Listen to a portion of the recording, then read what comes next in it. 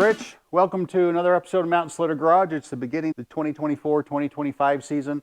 We're going to be talking about the P-22 clutch today, some of the problems it's had. Before we do so, we're going to give you a little bit of information on it and the P-85 clutch that it's replacing.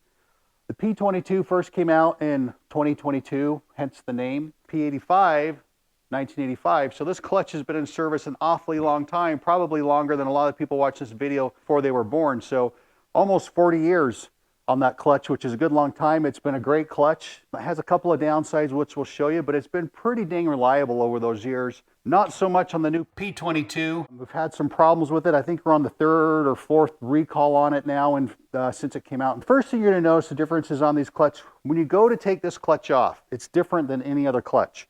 Usually, when you go to take a clutch apart, or if you go to take it off your sled, you take the clutch bolt out in here, you put your clutch puller in it, pop the clutch off, and you're done. This clutch, not so. You got to take your clutch bolt out, T60 Torx bit, and then in order to get your clutch puller in, your clutch puller won't go in if you try and get it out the normal way. So you pretty much have to take this clutch apart, puller in it. So you got to take the cover off. Now, before I take this apart, you can see that I marked with black marker down here, down there, and down here at the bottom. That's because you want to put this clutch back together in the same orientation it came apart because it's balanced as a piece.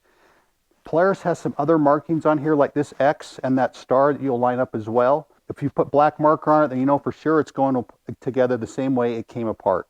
So we'll take the clutch cover off, take the spring out, and then we got to pull this collar off that the cover rides on, that collar right there.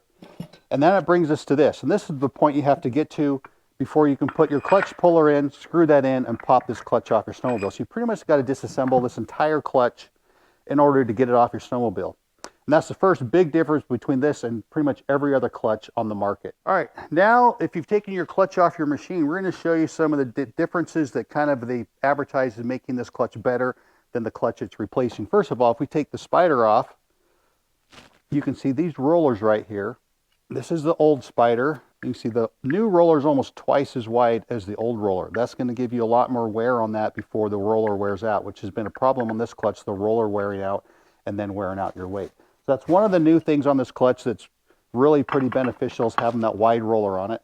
The next thing is the clutch weight. This is a P-22 clutch weight.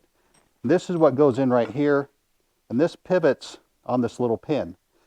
These bushings in here wear pretty quickly on the P-85 clutch, because you can see that one, this is the P-85 weight, it's about double the width on here, so it's got double the bushing service on this. So this bushing is going to last a lot longer than this. I actually have a video on how to replace these bushings on this clutch. It's really simple. They're really inexpensive. They're like 10 bucks a piece. Really easy to do, but those are bushing that you ought to check if you have a P-85 clutch, because that probably the most wear item on this clutch is going to wear out and cause you problems. So that's one of the other good things about this clutch, is another wear part that they've improved the lifespan on. The other thing this clutch has, if we pull the spider off, pull that off, we're going to pull this whole thing apart. This has a roller bearing right here. What that allows us to do is to not ever have to set our belt deflection, because that belt rides on this, and when you're at idle, this is rolling like this with your belt tight against it. And you can see on here how tight our belt is here. If you have some of the older clutches where you have to adjust that, you can get this where you have play from like up here to down there, and that you're always having to adjust that belt deflection. With the new clutch with the roller bearing, you don't have to adjust the belt deflection. All right, let's talk about some of the negatives of this clutch. Well, before we jump on, we'll talk about one other part of this clutch that has garnered attention that I see quite a bit, and that is the weight of this clutch. When this clutch first came out, this clutch was advertised to be lighter than the P-85 clutch. Okay, we're going to throw this P-22 clutch back together, put all the parts back in it, the spring back in it. We're just going to set the cover on it. We're not going to bother screwing it down. This is a complete P-22 clutch, and we're going to go over here. We're going to weigh these two clutches. Okay, we come over here to scale. It's set for pounds and ounces. The P-22 complete clutch is 9 pounds, 2.3 ounces. So pretty decent weight for a primary clutch. All right, now this is a complete P-85 clutch. Got the spring, all the bolts and everything in it. 9 pounds, 6 ounces, so a 3-ounce difference. Not near as much as we were originally told when the P-22 first came out. We were told it was about 1.5 pounds or a pound difference, but not. All right, let's go back and talk about some of the things about this clutch. The main thing we're seeing on this clutch, two things. The first year this clutch came out, this spider was cast aluminum. You can see this one's billet. This one on this sled is one of the older styles. It's cast aluminum. You can see the different aluminum color. This is the old style. If you have that style, you need to get your clutch into a dealer because that was a recall and it's supposed to be replaced with this stronger built aluminum one. But the problem with the spider is that spider is held together only when you put this together like this. The spider is held together only by the clutch bolt. This little clutch bolt, and when you have this clutch operational, this is always going back and forth like this, almost kind of like a slide hammer. And it's always hammering against this clutch bolt. And what's been happening is that hammering slowly loosens the threads on this and or stretches this bolt and it eventually breaks. And that's where all the recalls have been on this clutch. I think we're on our 4th clutch bolt recall this year. I just got it 2 weeks ago. So our 4th clutch bolt recall. And since the beginning, they've only not replaced the clutch bolt, but they've increased the torque you torque this down with. Originally, it was 80 foot-pounds, and now it's 110. You're supposed to check this like every ride or two to make sure it hasn't come loose. And so kind of an unfortunate thing, and who knows if that's still going to fix the problem. I doubt it, just because of the way this is put together, the way that this hammers on and off. And that's where the carbon sled fix comes in. So before we get to that, let's just show you how all other clutches are held together so you understand.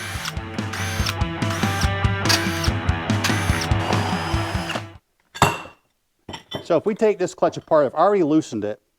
This clutch, the spider here, it's not held on by splines onto here and just held together by the clutch bolt. This one's held on, it's got this lock nut, and then the spider actually screws on to the shaft. So you can see how much bigger that shaft is than this little teeny clutch bolt. And this is what's holding this whole clutch together. This screws down on here. You torque the spider down to 280 foot-pounds, and then you put the lock nut on and torque it down to another 280 foot-pounds. That thing's never going to come apart. It's not held together by anything that's going to stretch or break. It's just always going to hold together, which has not been the case with this clutch. The bolt's been stretching, the bolt's been breaking, the bolt's been coming out, and on the early ones, the spider here has been breaking. So let's talk about the carbon sled fix.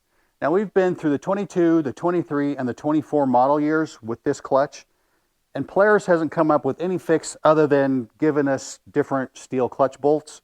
There are people that are like Carbon Sled that make titanium clutch bolts like this that are supposed to be stronger than the ones Polaris are giving us, and that's kind of nice because they are lighter. But what the main problem with this is, all of this is held together by the bolt. So what Carbon Sled did is they thought outside the box, and they thought, we're going to try and hold this together by something else. So this piece that just simply fits in there, they're replacing that with a full titanium piece that actually, the threads on here screw into the threads for the clutch puller. And so what that does, you put this in here, and you'll torque that down, and then that holds the clutch together. So it's like this.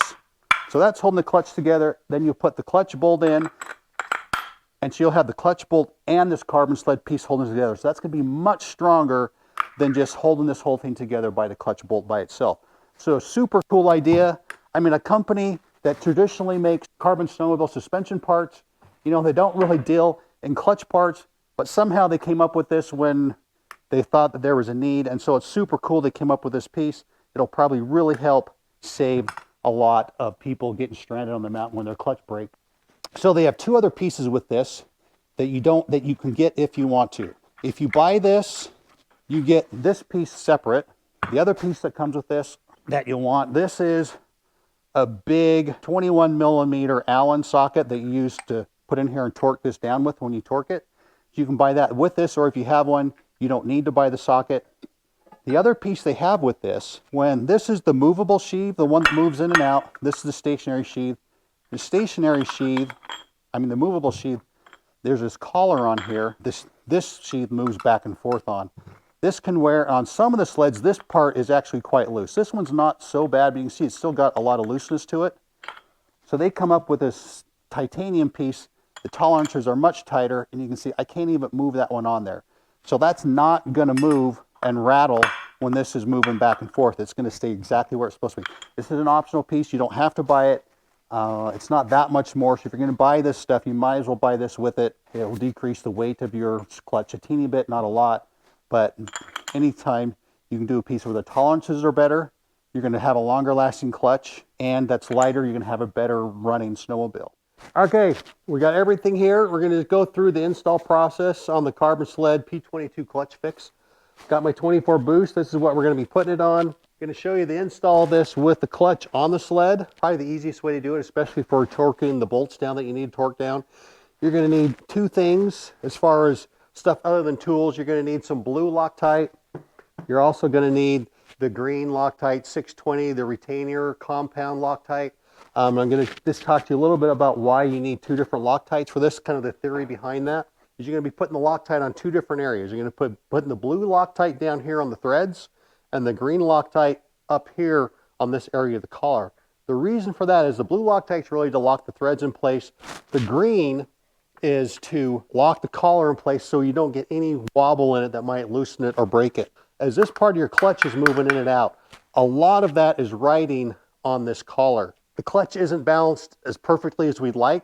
Different weight out here. As this moves in and out, you're going to get maybe a little bit of wobble on that, which might cause a little wobble in this. What the green Loctite does is it's going to take up any space in this area here when you install this, just to keep this from doing this. If that's at all possible with this piece. It's more of a in theory piece than it is that we know that that's really what happens, but it's just an extra safety mechanism to keep this piece securely in place or to minimize chance of having a failure. So green and blue Loctite, you're going to need that. You're going to need your torque wrench. And this piece here, when you get it from Carbon Sled, they have what's called the Loctite accelerator installed on this already. And what that does, that makes this stuff cure a lot faster than it normally would. So you have to put this together really quickly when you're installing this. So you have to make sure you have all your tools ready to go and your clutch and everything ready to go before you do this when you start putting the Loctite on here. And but we're going to go ahead and do that. We're going to show you on this sled here, and let's go ahead and get this installed. Okay, now I'm going to assume you already know how to get this far. When you take your clutch cover off, remember it's spring loaded, so hold it with two hands while someone else unscrews it, if you can do that. So you got to take cover off, your clutch bolt off, and then this collar off. Those are three things you need to get off. If you bought this new piece, the Carbon Sled piece, you're going to have to take all this off. Now, in this service manual, the spider here is on splines, and this is supposed to be held on well enough from the factory that you have to use a puller to pull this off. Well, it just slides right off. So when you pull your spider off, you may need like I said, you may need a 3-prong puller to do it. If you do, it's not on very tightly. And then, like I said, you're going to want to mark this and try and get this part. This is the movable sheath on in about the same place you take it off, because supposedly this is balanced together. So I have a black mark right here and a black mark back here. So we're just going to slide this off. Now our collar on this is not very loose, but I'm going to replace it anyway because we bought one. I'm just going to clean off this area because you can get a bunch of belt dust and stuff down in here with some brake clean. So I'm going to spray that on. Just kind of wipe that down. Make sure you don't got a bunch of gunk down there, especially if you got a bunch of miles on your sled. You can slide that back on, and a really nice piece there, fits really snugly. And then we're going to put this back on pretty much exactly where we took it off with our black marker mark there. So the X here lines up either with our black marker mark. When you usually take this apart, there's usually a mark from the factory on your spider here and inside your clutch. Usually a mark in here. It usually is an X, or Polaris has also been using this mark. So it's a good thing I put my black marker mark on it so I know exactly where that goes lined up with that one. I have a black mark on this where I have my X. So that's going to line up with that black mark. That's going to go all right together right where we had it. Now we're getting ready to put this piece in. Like in the instructions, it said since there's the Loctite accelerator on here, we're going to have to put this together really quickly. So we're going to want to have this really handy. And then we're going to want one other thing to do this. When we torque this down, we need to torque this piece down to 80 foot-pounds, our new clutch bolt to 110 foot-pounds. We need something to hold this clutch. Polaris makes a tool for this, but unfortunately it doesn't hold the clutch as well as some of the aftermarket ones. This is an aftermarket one I bought. Someone was selling on Facebook. I will put a link for this, so if you want to buy one, they're 35 bucks. They're super cheap, and it fits on like this, in here like this, and you can either let it hit the belly pan when you try and torque this down, or it's got a nice square hole right here where you can insert a 3/8" drive ratchet, so you can hold the ratchet while you torque, so your clutch doesn't turn. Really a nice piece that's put together by this guy in Oregon. You can order that. I would suggest doing it because it's really a cool piece for torquing your clutch, especially since Polaris is recommending us torquing this clutch after every ride or after every couple rides to make sure nothing comes loose. All right, so we're going to start this install process. I'm going to take my blue Loctite, and I'm just going to do this exactly the way it says in the instructions. He says put essentially a shit ton of this stuff on here. And then even you're going to want some of it coming up a little bit up the shaft here, even past where the threads start. And we're going to start screwing that in. You can see how some of the blue is coming out from behind and dripping a little bit. We're just going to start threading that in. As we do that, we're going to start adding some green to it. So as we add our green here, on here, as we screw this in, keep adding some more green. Screw it in a little bit more. There's a little space there without any.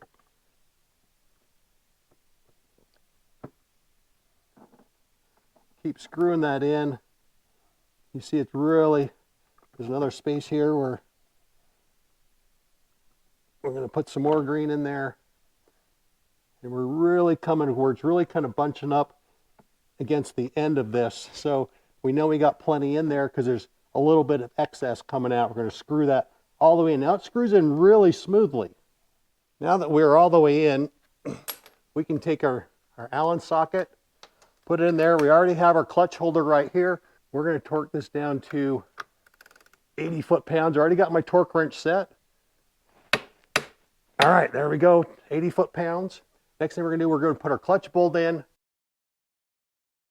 Carbon Sled titanium piece is 15 millimeter. And I'm just, you don't want to force this all the way down with your impact wrench. You want to make sure you torque it. So we're going to put our clutch holder back on. I'm going to torque this down to 110 foot-pounds. Now, I did this with the clutch cover off, just so you can see a little better what I'm doing. With this piece here, since it's locking onto these two towers, I don't really like the idea of having those two towers unsupported without the cover, so I would highly recommend you put the cover on before you torque all this down.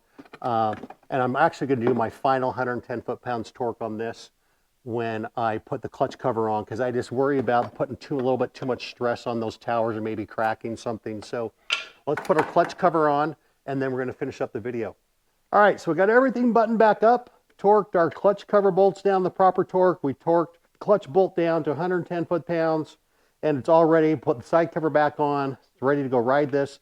Thanks for Carbon Sled for making a really great product that should help the P-22 have a much better lifespan on your snowmobile. If you want to get one of these clutch holders, I've seen these for sale now on Mountainside Performance website. They also sell the Carbon Sled P-22 stuff, or you can, I know the Carbon Sled, I know this product has been out of stock for a few weeks. They just got another big shipment in a few days ago. So I know they have quite a few that just came in last week that they're selling, they're shipping out. They're going to have another big order come in the next week or so. So if they do sell out before you can get one, try and get one from one of their dealers or from Carbon Sled directly. Just to sum this up, I know I'm going to get a lot of people asking me more about some of the differences between the P-22 and the P-85 clutch. There's actually quite a few. We went through some of them earlier. The P-22 was really designed to be a longer living clutch than the P-85 because of some of the things with the rollers and stuff wearing on this. They wanted something that was going to wear better. Unfortunately, it came with some of its own problems. But I think we're going to see as Polaris works with this clutch over the next couple of years that we'll see it more and more durable, and we're really going to kind of, I think, see the P-82 unfortunately just kind of fade into the background. It's been a great clutch over its service life since 1985, and this is probably our clutch of the future, whether you like it or not. Just kind of the way it is. I've been running the P85s in place of my P22s on a couple of my snowmobiles. So if you have any questions about the install on this, either write me a message on the YouTube channel or you can call Carbon Sled directly. Hopefully this will help this clutch where we don't have to worry about it throughout the year this year.